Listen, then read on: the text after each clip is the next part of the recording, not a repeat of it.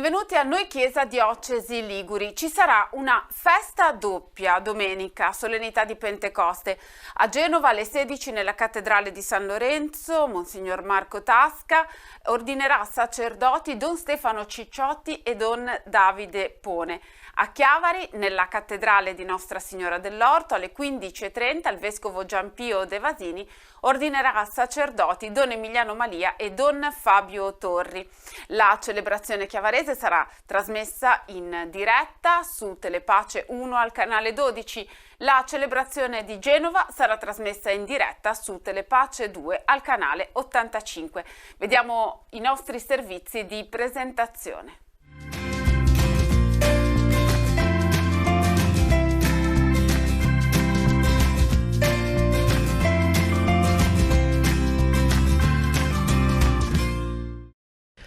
La diocesi di Genova è in festa per le ordinazioni sacerdotali di Don Stefano Cicciotti e Don Davide Pone, nella solennità di Pentecoste domenica 28 maggio alle ore 16 in cattedrale. Ai due diaconi, dopo aver concluso gli studi in seminario, è stato affidato un servizio che hanno portato avanti in questi mesi di preparazione al sacerdozio. Don Davide con la Caritas presso il monastero dei Santi Giacomo e Filippo, dove ha portato la sua vivacità nell'assistenza alle persone senza dimora. Don Stefano ha iniziato il servizio in una comunità parrocchiale, a San Pietro di Quinto prima e nell'ultimo anno all'Immacolata di Pegli. Sarà l'arcivescovo, padre Marco Tasca, a celebrare la Santa Messa e imporre le mani su di loro, insieme a tanti sacerdoti che accoglieranno i nuovi confratelli. L'Ufficio Comunicazioni Sociali, in vista di questo evento, ha preparato una serie di video per presentare i due giovani sacerdoti, per conoscere il percorso vissuto anche attraverso le voci di persone a loro vicine.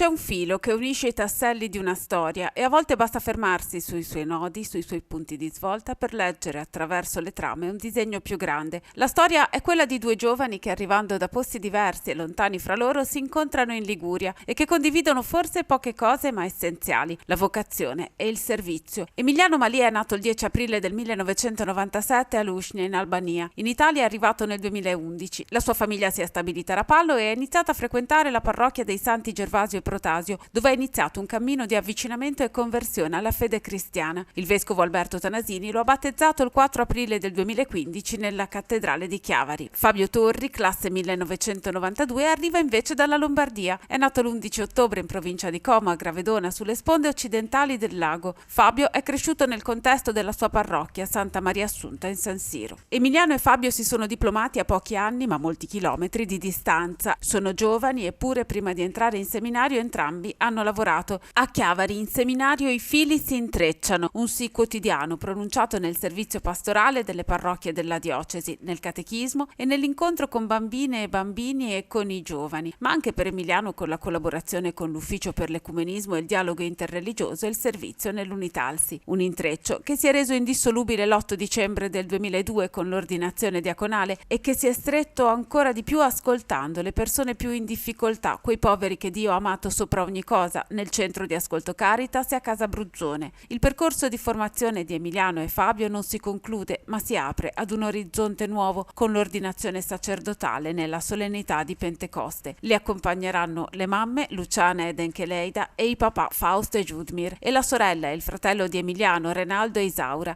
A seguirli con il cuore ci sarà anche padre Cesare Falletti, già priore del monastero cistercense Dominus Tecum di Pradmila, Cuneo, che li ha accolti per 3 giorni di ritiro spirituale in vista dell'ordinazione. Qui i fili che la provvidenza ha tessuto si sono intrecciati nella preghiera e nella gioia, quella luce intima e profonda che solo attraverso un disegno più grande, preparato da un altro, si può intravedere.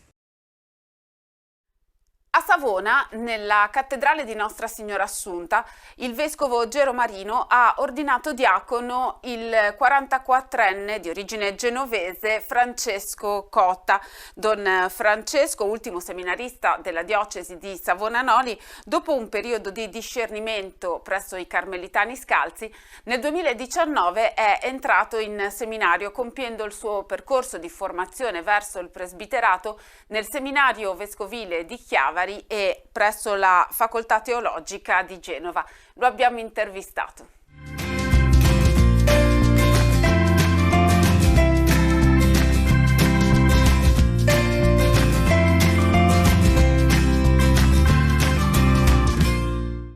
Con l'ascensione del Signore termina la stagione della prima chiesa e ne inizia una nuova. Con l'ordinazione di Francesco Cotta si compie un lungo cammino e ne inizia uno nuovo, inizia un tempo nuovo. Con questo parallelo il vescovo Gero Marino ha introdotto la riflessione proposta nella celebrazione per l'ordinazione diaconale del 44enne genovese, ultimo seminarista della diocesi di Savona-Noli. È un inizio in realtà, perché è un trampolino di lancio, è proprio un inizio, bisogna cominciare adesso.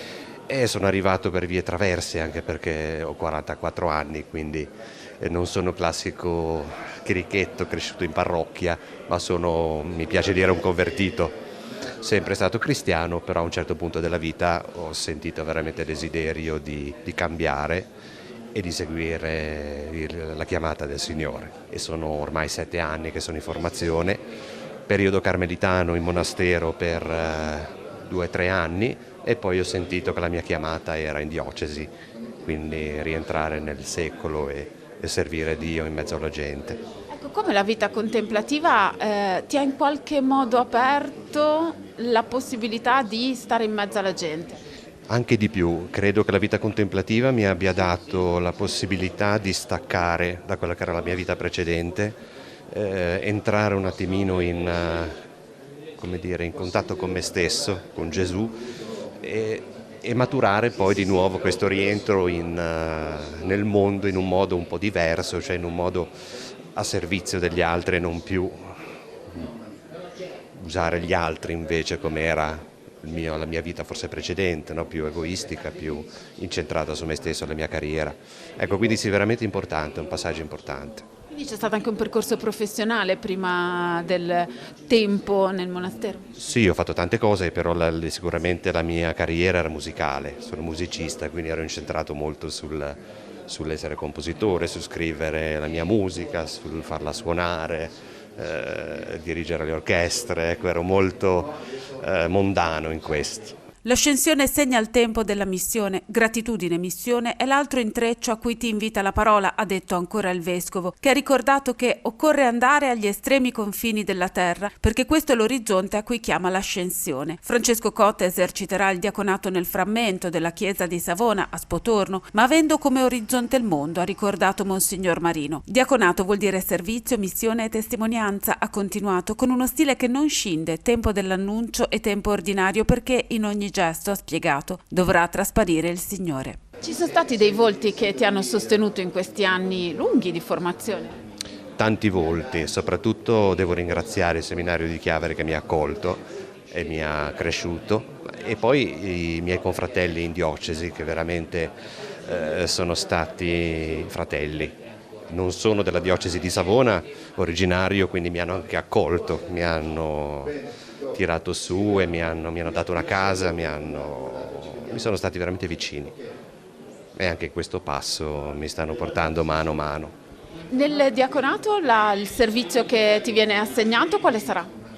E imparare, direi, quindi penso un po' di tutto. Mi ha detto che seguirò un pochettino 2 coppie al matrimonio, le condurrò al matrimonio, un po' di accompagnamento agli anziani nell'RSA, un po' di pratica sulle omelie, questo ovviamente, e poi quello che il Signore vorrà, quello che mi verrà richiesto, cercherò di imparare a farlo.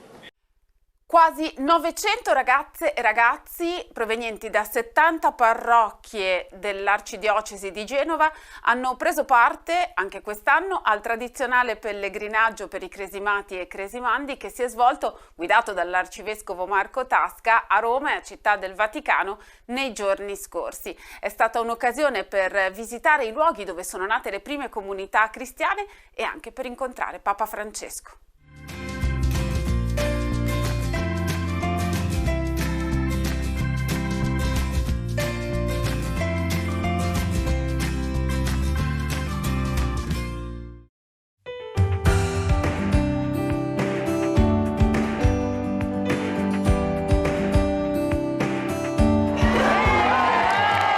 Grazie Grazie della visita, sono contento di vedervi. E tanti, tanti. Ma sono contento, Benvenuti. Grazie. Vi auguro un bel soggiorno a Roma, Un bel soggiorno, conoscere le cose, passeggiare, andare per i giardini, tante cose belle. E soprattutto essere uniti, non litigare fra voi, Sapete chi è che ha inventato il litigare? Chi lo sa? Come? Diavolo. Il diavolo vuole che noi litighiamo e lui è felice. No, noi dobbiamo essere amici e mai sparlare, Sapete cosa è sparlare? Cosa è? Come? Parlare. Ma sparlare è una cosa brutta, una cosa molto brutta.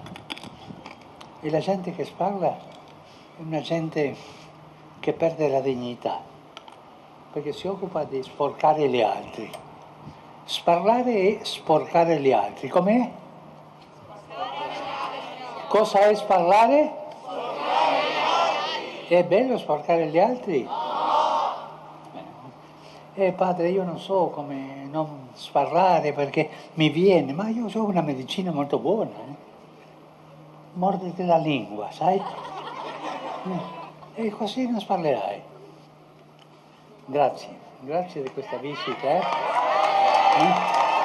Vi benedica Dio Onnipotente, Padre, Figlio, Spirito Santo. Amen. Buon soggiorno. Grazie Santo Padre, grazie. Grazie, Eccellenza. Grazie. Amore dove non ce n'è, ora che sei qui con me, sempre sarai qui con me, camminerai qui con me, grazie che sei qui con me.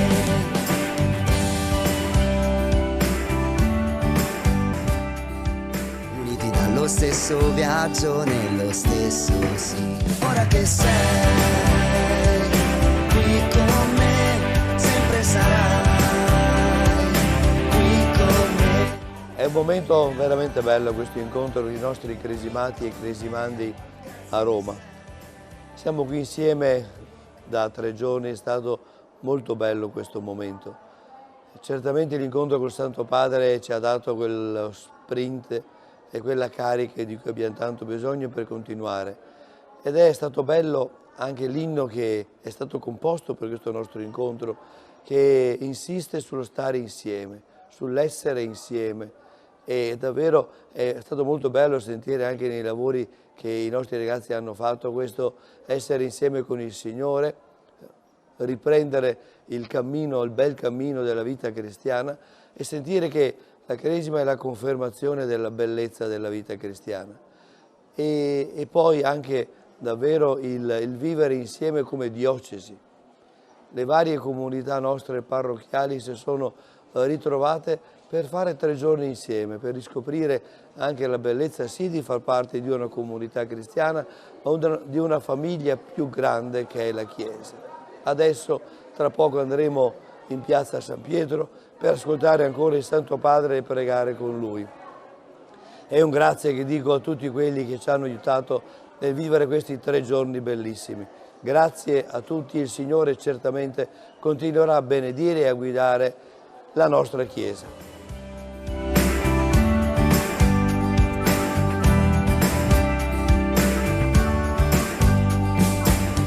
Stando al tuo gioco in campo con Maria, in questa verità che vita è via. Siamo qui in piazza San Pietro a concludere questo pellegrinaggio con i ragazzi della Cresima, un pellegrinaggio che è la tappa di un viaggio.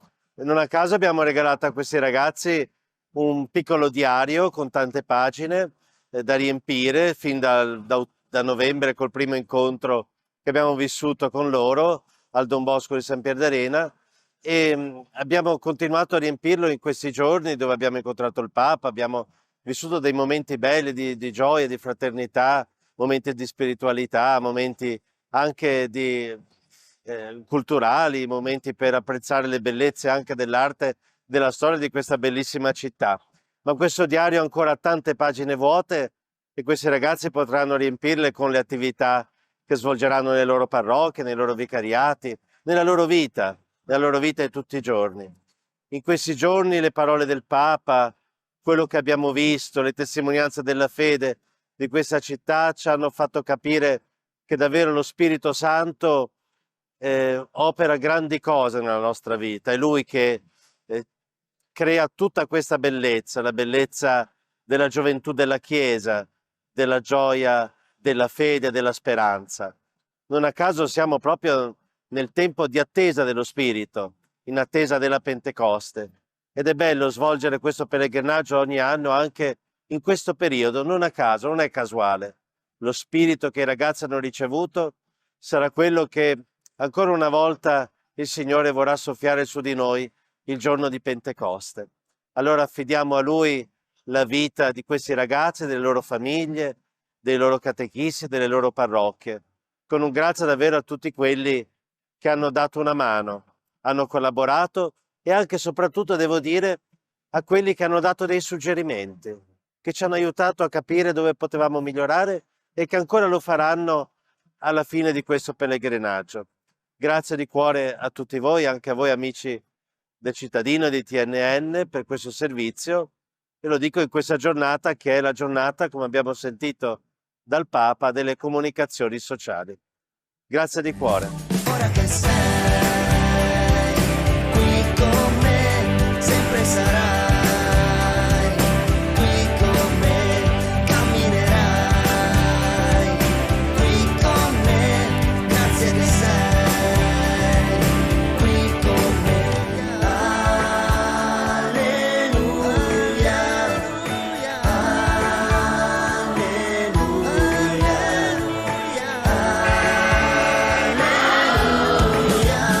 ora che sei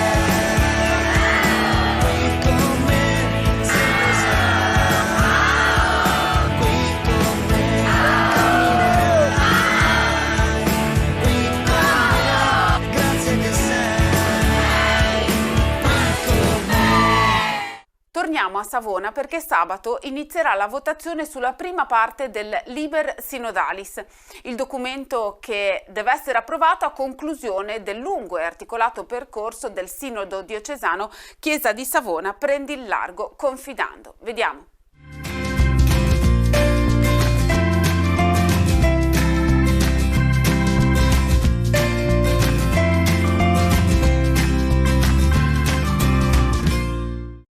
Il Sinodo diocesano Chiesa di Savona Prendi il largo confidando si incammina verso la fase conclusiva, iniziando la votazione del Liber Synodalis, il documento finale che deve essere approvato a maggioranza. Sabato nel seminario vescovile la 10ª assemblea sarà dedicata alla votazione della prima parte e si concluderà simbolicamente con la partecipazione alla veglia di Pentecoste nella cattedrale Nostra Signora Assunta. L'assemblea inizierà alle 10:30 con la preghiera dell'Ad Sumus. Alle 11 alcuni membri della commissione per la redazione dei testi presenteranno il documento che sarà sottoposto al voto spiegando i criteri metodologici seguiti per redigerlo. Quindi la messa e dopo il pranzo dalle 14:30 sarà dato spazio al confronto in assemblea con interventi e domande. Dalle 16:30 le votazioni, dopo la cena alle 21 la veglia. Successivamente la Commissione invierà il documento ai sinodali intorno al 15 di maggio in modo da lasciare il tempo per leggerlo. Questa volta non sarà possibile presentare emendamenti. Secondo le normative del Sinodo sarà l'Assemblea ad esprimersi direttamente sui punti del documento con una votazione a scrutinio segreto. Il voto viene espresso utilizzando una delle tre formule: placet, si approva la proposizione così come è stata presentata; non placet, non si approva; placet iuxta modum, si approva secondo la modifica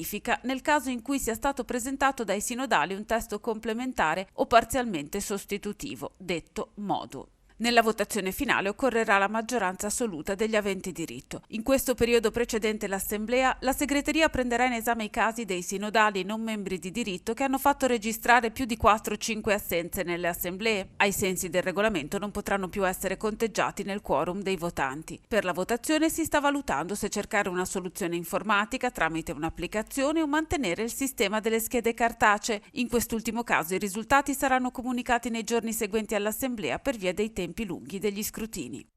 E la veglia diocesana di Pentecoste a Savona coronerà la prima assemblea diocesana del Sinodo Chiesa di Savona prende il largo confidando. L'appuntamento è sabato alle 21 nella cattedrale di Nostra Signora Assunta a Savona. Il vescovo presiederà la veglia a cui parteciperà Don Michele Farina, sacerdote missionario Fidei Donum in Repubblica Centrafricana.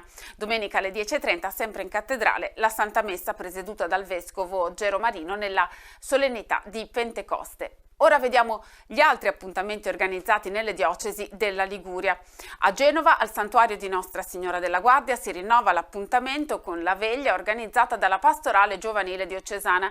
L'inizio alle 18 con testimonianze e riflessioni particolarmente incentrate sul tema della Giornata Mondiale della Gioventù di Lisbona. Alla veglia di Pentecoste sono stati invitati anche i 700 ragazze e ragazzi che parteciperanno alla GMG. A seguire, dopo la cena al sacco, ci sarà la veglia dentro la basilica a cui parteciperanno anche i 2 diaconi che saranno ordinati sacerdoti nella solennità di Pentecoste, Don Stefano e Don Davide, che porteranno la loro testimonianza. A Chiavari alle 21 sabato nella cattedrale di Nostra Signora dell'Orto si svolgerà la veglia diocesana di Pentecoste sul tema Nello Spirito ascoltare e servire. L'appuntamento annuale raccoglie la comunità diocesana e ovviamente ci sarà un ricordo speciale nella preghiera per Don Emiliano Malia e Don Fabio Torri, che verranno ordinati presbiteri nella solennità di Pentecoste. La celebrazione sarà presieduta dal vescovo ed è stata preparata da gruppi, movimenti e associazioni presenti sul territorio della diocesi di Chiavari. La Pentecoste è la festa della Chiesa che si ritrova unita con un cuor solo e un'anima sola, corroborata dalla presenza dello Spirito Santo. Lo ha ricordato Monsignor Guido Marini, vescovo di Tortona, con una lettera alla comunità diocesana che è stata preparata e pensata proprio per invitare tutti i fedeli a celebrare con fede la solennità di Pentecoste, partecipando in particolare alla veglia diocesana di preghiera che avrà inizio alle 21 nella cattedrale di Tortona. Infine andiamo alla Spezia, perché sabato alle 19:15 inizierà la veglia di preghiera con un momento in particolare dedicato ai giovani nella parrocchia dei Santi Giovanni e Agostino. Le ragazze e i ragazzi che si stanno preparando alla GMG poi vivranno un percorso, una breve processione verso la cripta di Cristo Re, dove il vescovo Palletti presiederà la celebrazione della veglia a cui sono invitati tutti i fedeli della diocesi. Un'occasione per pregare insieme e per non far sentire sole le persone che hanno bisogno di un gruppo che le sostenga. Nella chiesa di San Pietro in Banchi a Genova si è tenuta la veglia per un mondo senza omotransfobia, organizzata dal gruppo Betel in collaborazione con altre realtà. Vediamo insieme il nostro servizio.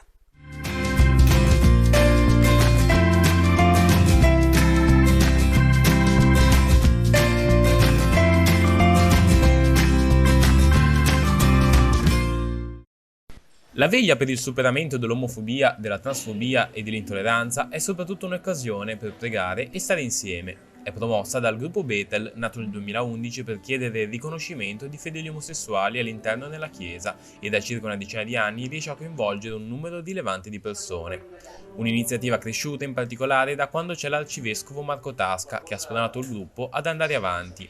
Pregare tutti insieme sempre per il fatto che ancora adesso c'è bisogno di ricordare che ancora ci sono tante vittime dell'omotransfobia e soprattutto di non far sentire sole le persone che hanno bisogno di avere un gruppo che li sostenga. Questo nasce un po' dall'esigenza sia delle persone homo trans, sia dei genitori, sia degli amici, per avere un gruppo di sostegno, e comunque siamo tutti cattolici, abbiamo proprio la necessità, il bisogno di riunirci in preghiera per cercare di superare l'omotransfobia che ancora purtroppo esiste ancora nel 2023. Negli ultimi anni è migliorata l'apertura all'accoglienza da parte della Chiesa genovese? Sì, negli ultimi anni sì, grazie anche all'avvento del nuovo vescovo che ci ha accolto e che ci ha spronato ad andare avanti. Quindi siamo assolutamente un gruppo sempre informale, nel senso che non siamo costituiti in un'associazione, ma siamo un gruppo di preghiera che esiste all'interno delle associazioni comunque genovesi e che sostengono le persone che hanno ancora il desiderio di pregare, di andare avanti e di essere nonostante tutto ancora all'interno della chiesa. La chiesa di San Pietro in Banchi martedì sera era piena di persone, anche arrivate da fuori della diocesi di Genova. In apertura sono stati elencati i numeri delle persone che hanno subito atti di omofobia in Italia, 191 nel 2021, e la promessa che la veglia ci sarà finché questo numero non sarà ridotto a 0. Una veglia ecumenica, erano presenti il rabbino Haim Cipriani, il pastore battista Lino Gabbiano e il pastore valdese William Jordan. C'erano anche i parroci della diocesi di Chiavari, Don Stefano Coroto e Don Marco Torre, e il vicario per comunione ecclesiale e sinodo della diocesi di Genova, Monsignor Gianni Grondona. È importante perché è un'occasione per sensibilizzare su una realtà che esiste e per aiutarci ad accoglierci come persone, ciascuno con le sue caratteristiche, con i suoi doni da condividere e da fare in modo che sia un'occasione di comunione, non di divisione, di contrasto. Diciamo che su questi temi l'apertura della Chiesa sta arrivando progressivamente, soprattutto negli ultimi anni. Sì, diciamo forse più la prassi che si deve adeguare a quelli che comunque sono i principi di sempre. La persona come realtà centrale non è una novità degli ultimi tempi. Sicuramente nel corso degli anni, nel corso dei secoli, non sempre è stato percepito allo stesso modo le cose, quindi si stanno traducendo per il nostro tempo quelle che sono le parole del Vangelo. Sono anche passi che fanno parte poi del cammino del sinodo, quelli che comunque riguardano l'ascolto e l'apertura. Ma una delle grosse ricchezze del sinodo è stata proprio questa di aiutarci tutti a metterci in ascolto della realtà, consapevoli che se è vero che in Gesù, nel Vangelo, c'è tutto quello che Dio doveva dirci e darci, però Dio continua a parlare attraverso la storia, continua a fare storia con noi, e quindi mettersi in ascolto di tutta la realtà, non solo di quella che noi scegliamo, no? Ma di quella che è un modo per mettersi in ascolto dalla parola di Dio e quindi per lasciarci provocare, venire fuori dalle nostre, se sempre fatte così, e metterci in cammino. E ora veniamo al ciclo di incontri che sono stati organizzati a Genova dalla Diocesi, da UCID e dalla Libreria San Paolo per affrontare ed approfondire i temi di The Economy of Francesco. Il ciclo di 4 appuntamenti si è concluso con la presentazione del volume Fratellanza, una virtù politica e religiosa di padre René Micallef. Vediamo.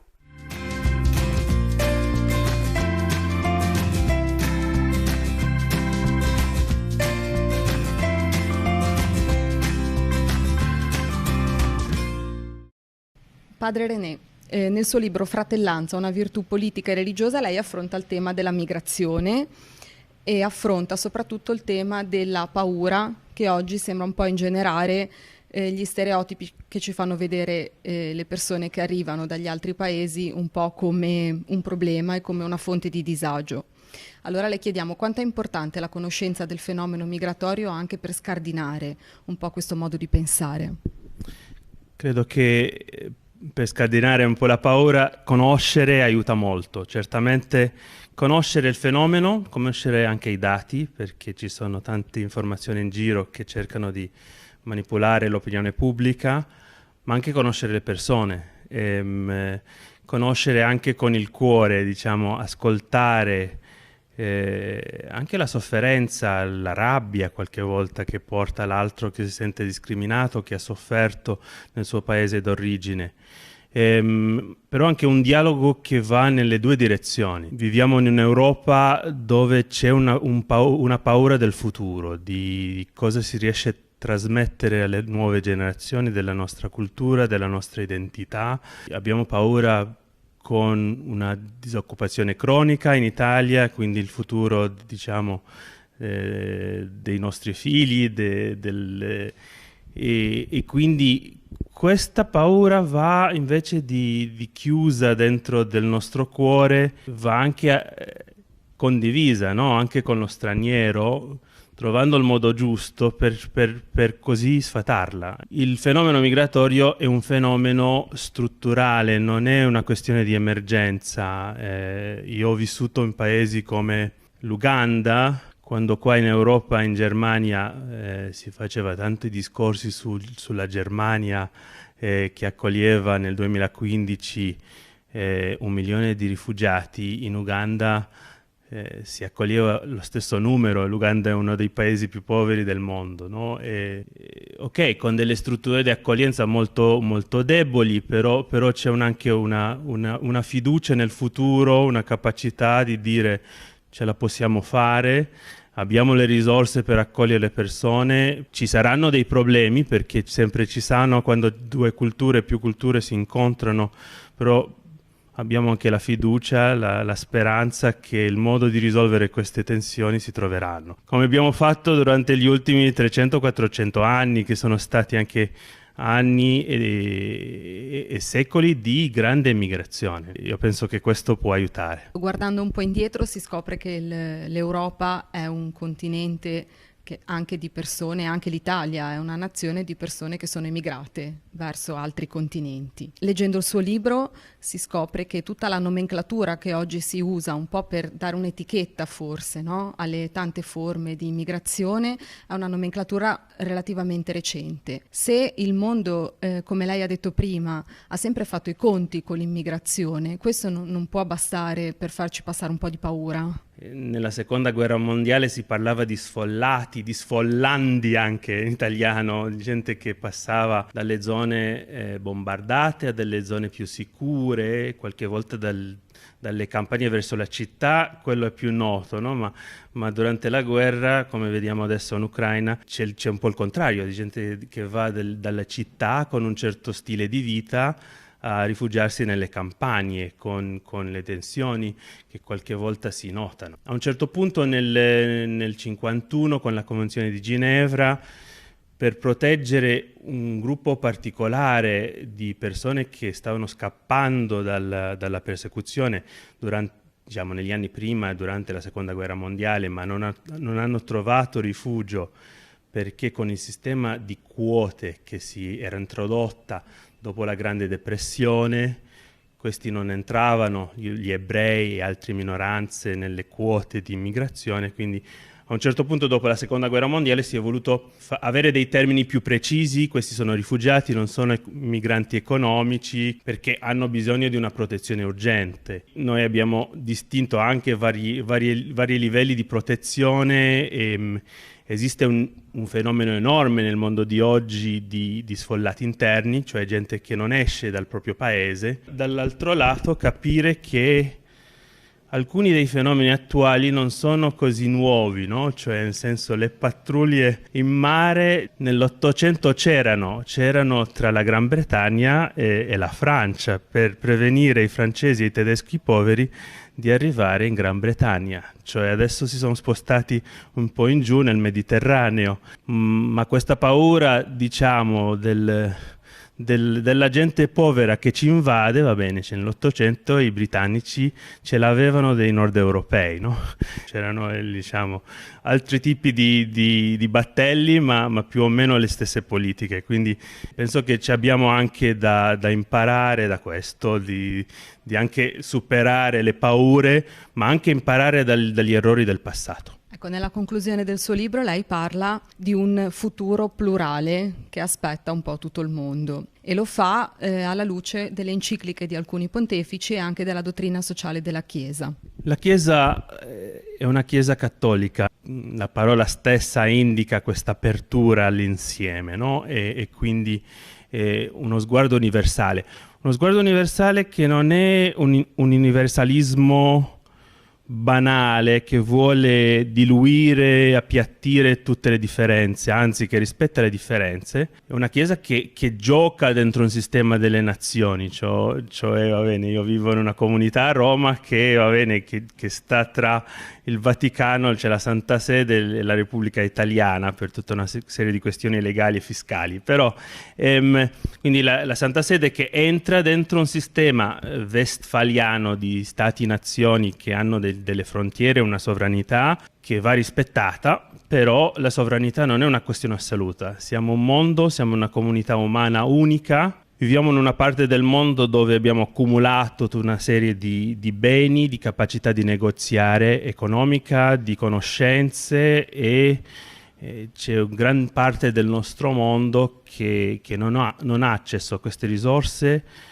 sia di beni, sia di conoscenze, sia di possibilità di lavoro. Quindi come essere solidali? Alcune cose possiamo farli, come dice il Papa quest'anno, ha insistito molto, no? Che ad aiutare i paesi in via di sviluppo ad arrivare ad un tasso di sviluppo, a un'economia più vibrante, più forte, ad avere più libertà. Alcuni problemi sono strutturali. Qua in Europa ci abbiamo messo qualche volta 300-400 anni a passare dai signori della guerra ad avere una società moderna con delle strutture economiche e politiche che sono queste attuali, no?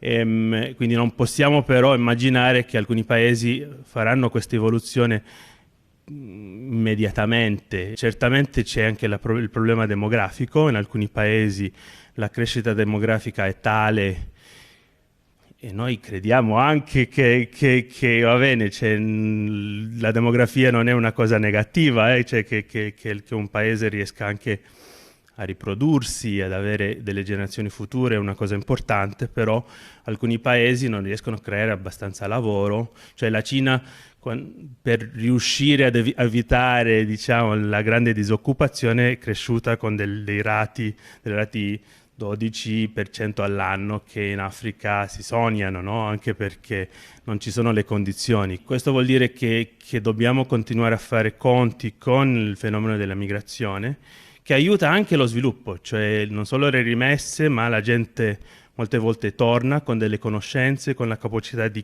iniziare un business, di cambiare un partito politico con delle cose che ha imparato in un altro paese, di sfidare l'elite politica che controlla le risorse di un paese. Quindi l'immigrazione per noi europei, specialmente verso le Americhe, è stato una parte importante nel processo di democratizzazione dell'Europa, nello sviluppo anche di tutta una serie di industrie nel secondo dopoguerra. Quindi aiutare anche la gente nel loro paese vuol dire anche accogliere alcuni di loro e con la possibilità che poi possano tornare o mandare delle rimesse e cambiare il loro paese per poter vivere con più grande indipendenza. Nell'ambito delle giornate organizzate dalla Conferenza Episcopale Italiana in tutta Italia, a Tortona è stato presentato il restauro di un'opera che era custodita nella parrocchia di Castagnara, in comune di Pietra dei Giorgi, in provincia di Pavia. Si tratta di una pietà in legno che da oggi sarà custodita nei locali del Museo Diocesano di Tortona. Il restauro è stato finanziato con fondi statali ed ha permesso di datare l'opera attorno alla metà del XV secolo. Vediamo insieme il servizio di Lucia Tolve.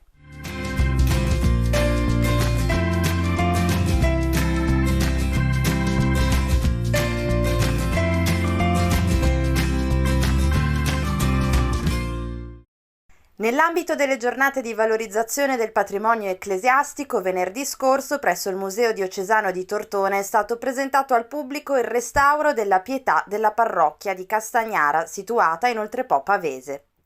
Bene, allora siamo molto contenti stasera di aver presentato, come dicevo prima, e poter restituire un lavoro finito. Si restituisce un'opera a cui abbiamo dato un nome grazie agli studi dello storico dell'arte Emiliano Stefanetti, e è stata anche un'opera inedita, di cui mancava un racconto, e grazie a questo restauro credo che siamo riusciti a restituire questo tassello di storia che mancava, e anche la comunità di Pieta dei Giorgi e di Castagnara, che si vedrà privata nella quotidianità di questa scultura, però potrà sicuramente venire a vederla qui al Museo Diocesano di Tortona, dove è valorizzata e dove è disponibile per tutti, per poter essere vista, osservata e conosciuta maggiormente. Quindi questo è quello che ci fa più profondamente piacere, non solo l'aspetto conservativo per la tutela dell'opera, ma anche la possibilità che questa ora sia vista e conosciuta da un maggior numero di persone.